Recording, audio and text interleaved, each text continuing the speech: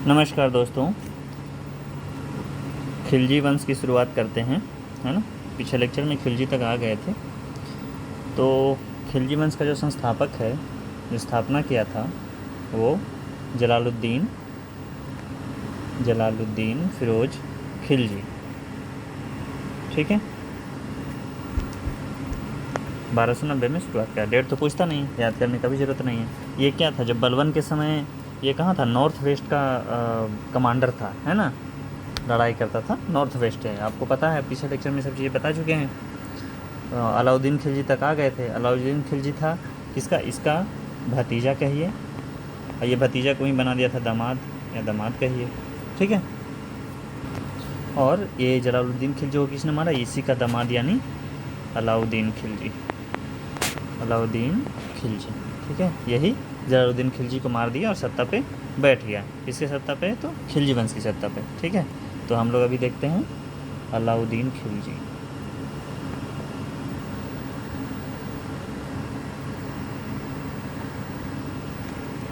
ठीक है, हम लोग जलालुद्दीन खिलजी को जेके बोलेंगे। ठीक है, क्योंकि देखिए ये अलाउद्दीन खिलजी जो है, सॉरी जेके बोल रहे हैं, एके, अलाउद्दीन खिलजी, जेके मतलब जलालुद्दीन खिलजी। तो ये जलालुद्दीन खिलजी को मारा था अलाउद्दीन खिलजी, ये तो खतरनाक आदमी था, तो इससे लोग ना खुश था। ठीक है भाई, जनता ना खुश है, इससे खूब मंत्री लोग ना खुश है, सब लोग ना खुश है, क्योंकि मार के बना, है ना। तो ये सबको पैसा खिलाता है, घूस देता है पैसा कि अरे भाई हमरे मान लो राजा जी। ठीक है, ऐसा चीज़ है। अब देखिए ये उपाधि कौन सा धारण किया था, सिकंदर सानी। ठीक है, ये उपाधि धारण करते, बहुत क्रूर शासक था, बलवन की तरह। ठीक है, ये क्या कहा, धर्म के ऊपर राज्य है ना। पहले क्या चल रहा था, धर्म ऊपर था। ये कहा, ये जो थोड़ा कट्टर है ना, ये अपने आप को समझता है कि हम ही भगवान है ना। तो ये कहा था कि धर्मवाद में सबसे बड़ा राजा, ठीक है, जो हम हैं वही सबसे बड़ा है ना। ये बहुत ज़्यादा था ये सब चीज़ें। ठीक है, ये कहा कि जो हम कहेंगे वही सब करें। ठीक है, चलिए छोड़िए, इसका युद्ध देख लेते हैं, कहाँ कहाँ ये युद्ध किया। ठीक है, ये अपने समय में युद्ध पहले तो किया, देखिए मंगोल तो बलवन के समय भी था, फिर मंगोल, सबसे ज़्यादा मंगोल से आक्रमण किया। इसके समय मंगोल 6 बार आक्रमण किया, मतलब मंगोल बहुत आक्रमण किया इसके समय। ठीक है, तो ये मंगोल से आक्रमण किया।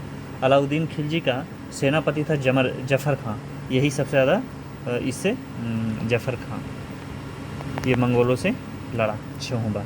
ठीक है, ये खुद थोड़ी जाता था अलाउद्दीन खिलजी लड़ा, भाई इसका जो रहेगा सेनापति रहेगा, ये इस एरिया का सेनापति है, उस एरिया का सेनापति है, इस तरह से। और क्या,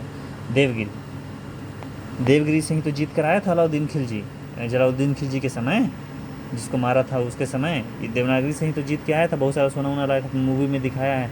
और फिर जब आया जलालुद्दीन खिलजी से मिलने तो यहीं मार दिया था और खुद राजा बन गया अलाउद्दीन, है ना। तो ये देवगिरी पर अभियान भी कर रहा था। तो देवगिरी पे कौन जाता है चढ़ाई करने, मलिक काफूर। ठीक है, जो इसका जो हिजड़ावा रहता है ना, वही मलिक काफूर इसको लीड करता है। ठीक है, इसे क्या कहते हैं, इसे 1000 दिनारी भी कहते हैं। 1000 दिनारी, मलिक काफूर को, हिजड़वा को 1000 दिनारी कहते हैं। ठीक है, क्योंकि 1000 दिनार में खरीदाया था। ठीक है, गुजरात विजय के समय ये खरीदाया था। ठीक है, क्यों आक्रमण देवनागरी पर किया, क्योंकि भाई देवनागरी वाला जो लोग था ना वो टैक्स नहीं दे रहा था, तो कहा कि भाई जाओ उधर इसको रगड़ के आओ, इस तरह से चीज़। ठीक है, तो देखिए पद्मावत बुक जो किसने लिखा, मलिक मोहम्मद जायसी। पद्मावती पे यही ना अलाउद्दीन खिलजी, तो वहाँ आक्रमण किया था उधर राजस्थान में। ठीक है, मेवाड़, पद्मावती। ठीक है, अब देखिए इसके समय कृषि का क्या स्थिति था। रिफॉर्म बहुत किया था ये, भले क्रूर था लेकिन शासन चलाने आता था किस तरह से चलाया जाता है। देखिए कृषि के क्षेत्र में क्या क्या किया, पहला तो ये जो दोआब क्षेत्र है वहाँ टैक्स 50% कर दिया। दोआब क्षेत्र जानते हैं सबसे ज़्यादा उपजाऊ होता है ना, 2 नदियों के बीच वाला क्षेत्र बहुत उपजाऊ होता है। तो दोआब क्षेत्र में ही 50% टैक्स कर दिया, जिससे इसका पैसा ज़्यादा आया। जब पैसा ज़्यादा आया, इसके पास आय ज़्यादा हो रहा है, टैक्स ज़्यादा ले रहा है यानी आय ज़्यादा हो रहा है, तो ज़्यादा आय है तो ज़्यादा बड़ा सेना रखेगा। तो जितना ज़्यादा बड़ा सेना रखा है उतना ज़्यादा आक्रमण करेगा कहीं कहीं और अपने एरिया मिलाएगा। समझ रहे हैं, सब तो इकोनॉमी से ही है। तो लोग का ज़मीन भी छीन लेता था ये, ठीक है। और वही उसको बोला जाता खालिस भूमि, मतलब सरकार वाला भूमि, ठीक है। और इस पर टैक्स लगाया। सिंचाई पे टैक्स लगाने वाला पहला शासक था। सिंचाई पर भी टैक्स, साला सिंचाई पे भी टैक्स चाहिए इसको, अलाउद्दीन खिलजी को, ठीक है। अब देखिए इसका मार्केट पॉलिसी बहुत अच्छा था, बाजार नीति, ठीक है। मार्केट पॉलिसी में क्या क्या था बाजार नीति में? धोखाधड़ी एकदम नहीं होना चाहिए, ठीक है, किसी से धोखाधड़ी नहीं करना है, ठीक है। अगर आप धोखाधड़ी किए तो बहुत कड़ा सजा देता था ये। प्राइस पे कंट्रोल किया, जो वस्तु का जो सामान का जो रेट है उस पर कंट्रोल किया। जैसे एक कुरकुरे बाहर मार्केट में कितना में मिल रहा है उसको कंट्रोल किया, उसको रेट फिक्स किया कि एक कुरकुरे बाहर 10 रुपये तो 10 रुपये में मिलना चाहिए, उससे ज़्यादा कोई लिया उसको बहुत बड़ा सज़ा देता था, ठीक है। और ये पहला शासक जो अपने सैनिक को नगद सैलरी देने लगा, नगद सैलरी देता था। ऐसा नहीं कि हाँ ये सैलरी के बदले चलो ये इधर ज़मीन ले लो उधर ज़मीन ले लो, नहीं, एकदम नगद सैलरी देने लगा, ठीक है। ऐसा है। टैक्स पे क्या किया? टैक्स जानते हैं, बहुत सारा टैक्स लगाया। तो सिंचाई पे भी टैक्स लगा दिया, तो सोचिए क्या क्या किया होगा। घर पर भी टैक्स लगाया, चरागाह पे टैक्स लगाया, जहाँ पे जो जानवरों में चराते थे ना वहाँ पे टैक्स लगाया, ठीक है। हिंदू पर बहुत टैक्स लगाया, हिंदू पर सबसे ज़्यादा टैक्स लगाया, ठीक है। यही सब चीज़ें था। फिर अलाउद्दीन खिलजी की मृत्यु हो जाती है, ठीक है। इसके बाद आया कौन? तो मुबारक खिलजी, नाम है जी, मुबारक खिलजी, ठीक है। इस मुबारक खिलजी को ना मल्लिकाफुर जेल में डाल दिया था, ठीक है। जब बाद में ये जेल से निकला उसके बाद ये राजा बना। बहुत बड़ा अय्यास आदमी था, अय्यास आदमी था एकदम, खूब एकदम पी करके एकदम धुन, ठीक है। अलाउद्दीन खिलजी का जितना भी नियम था ना सब बदल दिया ये मार्केट पॉलिसी भी बदल दिया, यानी मार्केट बाजार नीति। अब जितना मन जितना पैसा में बेचे, कोई पकड़ने वाला नहीं है, ठीक है। खुद को खलीफा की उपाधि धारण किया। जानते हैं मुसलमान में थोड़ा खलीफा बड़ा ज़्यादा इम्पोर्टेंट है, ठीक है। ये खुद नग्न होकर, मतलब नंगा होकर के या फिर स्त्री का वस्त्र पहन करके दरबार में शामिल हो जाता था, ठीक है। इसी को पागल शासक कहा जाता है, पगला शासक, ठीक है। पागल शासक कहा जाता था इसको। यानी ये ख़त्म हो गया खिलजी वंश। अब आते हैं हम लोग तुगलक वंश, ठीक है। तुगलक वंश, ये देखिए, ये तुगलक जो है इसका जो गियासुद्दीन तुगलक संस्थापक, गियासुद्दीन तुगलक, ये क्या था? ये अलाउद्दीन खिलजी के समय सेनापति था। देख रहे हैं, जो खिलजी वंश की स्थापना हुआ तो क्या हुआ था? बलबन के सेनापति था ना जी, कमांडर था किसी एरिया का। उसी तरह से जब तुगलक वंश से शुरुआत हुआ तो ये अलाउद्दीन खिलजी का सेनापति था गियासुद्दीन तुगलक, ठीक है। जानते हैं ना कि तुगलक वंश मध्यकालीन भारत में बहुत दिन चला है ना, 94 साल समथिंग चला, ठीक है। तो ये चूँकि देखिए गियासुद्दीन तुगलक इंतज़ार कर रहा था। इसका ओरिजिनल नाम तो क्या था? ओरिजिनल नाम था गाजी मलिक, गाजी मलिक। ये इंतज़ार कर रहा था कि कब शासक कमज़ोर होवे खिलजी वंश का, कि हम मार के अपने राजा बन जाए, ठीक है। तो वही शासक कमज़ोर होने का इंतज़ार कर रहा था। बहुत वीर था, ये क्या करता था, ये सब मंगोलों से बहुत लड़ाई किया है, क्योंकि भाई अब अलाउद्दीन खिलजी के समय बहुत मंगोल तो आक्रमण कर भी किया है, तो उसमें ये भाई एरिया में लड़ाई लड़ेगा ना, तो लड़ाई लड़ा था, ठीक है। क्योंकि अब जब ये तुगलक वंश की स्थापना हो गया तो मंगोल तो भाई ख़त्म हो गया, मंगोल तो आक्रमण कर नहीं रहा, अब मंगोल से डरे ख़त्म हो गया। तो समझ रहे हैं तुम ना, ज़्यादा दिन चला क्योंकि पैसा उधर खर्च नहीं ना हुआ, रिसोर्स खर्च नहीं हुआ, टैक्स मिला। ये नहर व्यवस्था की शुरुआत किया, ये क्या हुआ? नहर व्यवस्था की शुरुआत किया, यही करता है गियासुद्दीन तुगलक, ठीक है। यानी नहरों का जाल फिरोज शाह तुगलक बनाता है। क्वेश्चन आता है नहरों का जाल जो है, नहरों का जाल मतलब बहुत सारा नहर किसने बनाया? तो फिरोज शाह तुगलक, फिरोज शाह तुगलक। लेकिन शुरुआत नहर वाला किसने किया था? गियासुद्दीन तुगलक। मतलब तुगलक वंश से शुरुआत हुआ नहर वाला चाहिए, फाइनली ये बात याद रखना है, ठीक है। तो अब देखिए मोहम्मद बिन तुगलक देखते हैं, यानी मोहम्मद बिन तुगलक MBT, ठीक है। अब देखिए ये क्या है ना, करने अच्छा ज़्यादा था, हो बहुत बुरा ज़्यादा था मोहम्मद बिन तुगलक के साथ, ठीक है। एक्सपेरिमेंट करता था, ये पढ़ा लिखा बहुत था, इसको शायद पढ़ा लिखा गंवार भी बोलते हैं शायद। तो ये पढ़ा लिखा बहुत था, नॉलेजबल था, लेकिन ये जो भी क्या काम गलते हुआ, जैसे राजधानी परिवर्तन किया, कहाँ से? तो दिल्ली से हटा करके ये देवगिरी ले गया, है ना, देवगिरी ले गया, लेकिन ये भी फेल हो गया इसका चीज़, ठीक है। डिजास्टर या टैक्स में बदलाव किया, जो काम किया जो फेल हुआ वो बता रहे हैं।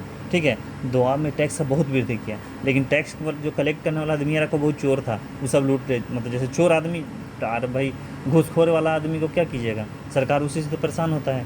तो टैक्स वाला ऑफिसर ही खरा घूसखोर निकला, तो साला ये भी फेल हो गया। सांकेतिक मुद्रा चलाया, ठीक है, सांकेतिक मुद्रा, भाई चांदी की कमी हो गया था इसके समय, भाई कोई भी धातु की कमी हो गया तो सोचा सांकेतिक मुद्रा चलाते हैं, वो भी फेल हो गया, ठीक है। बहुत सारा सांकेतिक मुद्रा, मतलब लोग घर में बनाने लगे ना सांकेतिक मुद्रा। अरे भाई कोई मेटल रहेगा तब तो घर में नहीं बनाएगा, इसे लोग अपना घर ही में मुद्रा बनाने लग गया। तो कितना सोचिए, आज रुपया आपके पास है, 100 रुपया है, घरे घरे लोग प्रिंट करने लगे 100 रुपया 200 रुपया, तो सोचिए क्या होगा बाजार का स्थिति। उसी तरह से सांकेतिक मुद्रा उसमें चलाया, लेकिन लोग घरे घरे प्रिंट करने लग गया, तो गड़बड़ हो गया, ये भी फेल हो गया। फिर एक ना खुरासान पे इसको आक्रमण करने का विचार था, ठीक है, खुरासान जीतने का लक्ष्य बनाया था, ठीक है। ये शायद ईरान एरिया में, शायद खुरासान या कहाँ है, मतलब कोई ईरान एरिया वाला है, ठीक है, ईरान तो उधर जीतने का लक्ष्य बनाया, ये भी फेल हो गया, ठीक है। सेना बनाया था इसके लिए, जीतने, इसको लड़ने के लिए, भाई तो सेना बनाएगा तो पैसा लगेगा नहीं जी, तो ये भी फेल हो गया, ठीक है। तो सोचा कि अब कराची पे आक्रमण कर देते हैं, कराची पे आक्रमण कर देते हैं, लेकिन कराची वाला भी फेल हो गया, क्योंकि भाई उधर बर्फ़ वाला एरिया है, मतलब तो उसमें ठंडा एरिया रहता था ना, तो बर्फीला एरिया था। दिसंबर में आक्रमण करने के लिए सोचा, तो ये उधर भी नहीं हो पाया। मतलब मेन याद रखे, राजधानी परिवर्तन, टैक्स में बदलाव, सांकेतिक मुद्रा। खुरासान वाला भी पूछता, खुरासान, ठीक है, ये याद रखना, और कुछ नहीं, ठीक है। तो कोई भी राजा जो चलता कैसे है, भाई पैसा बहुत आना चाहिए, पैसा आएगा तभी तो शासन चलेगा। तो पैसा के लिए क्या करेगा, टैक्स में बदलाव करेगा, तभी तो टैक्स से जितना पैसा वैसा थोड़ा है कि इनकम है कि 4 को फैक्ट्री लगे रहे वहाँ से पैसा आ रहा है कि नहीं। तो टैक्स में कुछ बदलाव करेगा तभी। तो टैक्स के लिए डिपार्टमेंट बनाया था आमिर कोही, हो सकता है ये पूछे, टैक्स वाला डिपार्टमेंट है ये आमिर कोही, ठीक है। ये क्या सजेशन दिया कि टैक्स में क्या करिए, कहा कि फसल चक्र की बात किया, फसल चक्र ऐसा करिए ना कि फसल हर एक साल बदलते रहिए खेत में, तब ना आपको ज़्यादा फसल का प्रोडक्टिविटी बढ़ेगा। जितने फसल बढ़ेगा उतने हमको टैक्स दीजिएगा, है ना, समझ रहे हैं। कोई भी हमारा मान लें खेत है, अगर हम उसमें चना हर एक साल चने लगा रहे हैं, तो प्रोडक्टिविटी खेत का घट जाएगा। ऐसे क्या होगा कि चना तो कभी गेहूँ तो कभी कुछ और, तो कुछ और लगाते रहेंगे, तो खेत का प्रोडक्टिविटी बढ़ेगा। तो जितना प्रोडक्टिविटी बढ़ेगा, जितना बार लगेगा, उतना आप सरकार को टैक्स दीजिएगा। तो उससे टैक्स दीजिएगा तो सरकार का टैक्स पैसा बढ़ा ना, पैसा बढ़ेगा तो कुछ भी कर सकता है वो, यही चीज़ें हैं, ऐसा दिया था, ठीक है। ये मोहम्मद बिन तुगलक ना होली पर्व में भी भाग लेता था, हिंदू का पर्व में भी भाग लेता था। अरे भाई ये पढ़ा लिखा आदमी था ना, इसीलिए, ठीक है। देखिए किताब उल रहला, किताब उल रहला, ये किसने लिखा, ये इब्न तूता, ठीक है। इब्न बतूता क्या बोलते हैं, इब्न बतूता, ठीक है। ये याद रखिए किसके समय आया, तो मोहम्मद बिन तुगलक के समय, ठीक है। तो मोहम्मद बिन तुगलक के समय को खुश करने के लिए दिल्ली, जब मोहम्मद बिन तुगलक खुश हो गया इससे ना, तो मोहम्मद बिन तुगलक इसको दिल्ली का काजी बना दिया था, ठीक है। ये किताब में खाली मोहम्मद बिन तुगलक के बारे में लिखा हुआ है, किताब उल रहला में। पूछता है भले कि हम मोहम्मद बिन इब्न तूता कब आया, तो मोहम्मद बिन तुगलक के समय आया, ठीक है। ऐसा बदायूनी जो है, इसी के मृत्यु पर बोलता है कि इसकी मृत्यु से, मोहम्मद बिन तुगलक के जब मृत्यु हो जाता है ना, तो इसी के बारे में बोलता है कि मोहम्मद बिन तुगलक की मृत्यु से राजा को प्रजा से और प्रजा को राजा से मुक्ति मिल गई। सोचिए इतना मतलब एक्सपेरिमेंट करता होगा, समझ रहे हैं, तो इसकी मृत्यु हो जाता है। अब देखते हैं फिरोज़ शाह तुगलक। अब इसके बाद आता है फिरोज़ शाह तुगलक, FST, ठीक है। ये कट्टर इस्लामिक आदमी था, ठीक है, कट्टर मुस्लिम था ये, ठीक है। बहुत मजबूत शासक तो नहीं था, लेकिन बहुत कट्टर था। इन नहरों का जाल तो बताएं यही बिछाया, ठीक है। बेरोजगार जो है ना, बेरोजगारों के लिए रोजगार का कार्यालय खोला था, चलिए आइए जी और रोजगार लीजिए, ठीक है।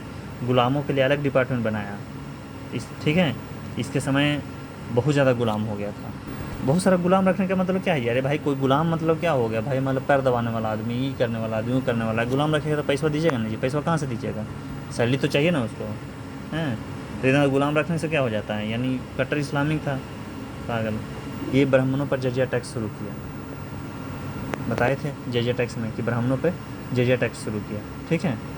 टोपरा और मेरठ का अभिलेख दिल्ली, मतलब दिल्ली लाया था, कौन लाया था, फिरोज़ शाह तुगलक, है ना। टोपरा और मेरठ वाला जो अभिलेख है वो दिल्ली लाया था, ठीक है।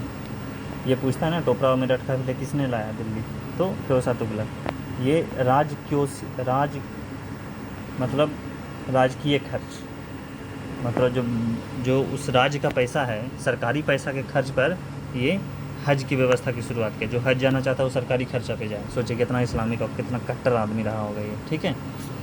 ये यहाँ से ख़त्म हो जाता है ये। अब आता है सैयद वंश, सैयद वंश, ठीक है, ठीक है। सैयद में क्या है, क्योंकि जब तैमूर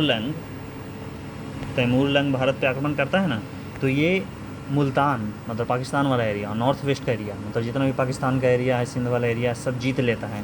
और जीत करके अपना एक आदमी बैठा देता है ना, जीत करके अपना एक आदमी को सौंप जाता है। किसको?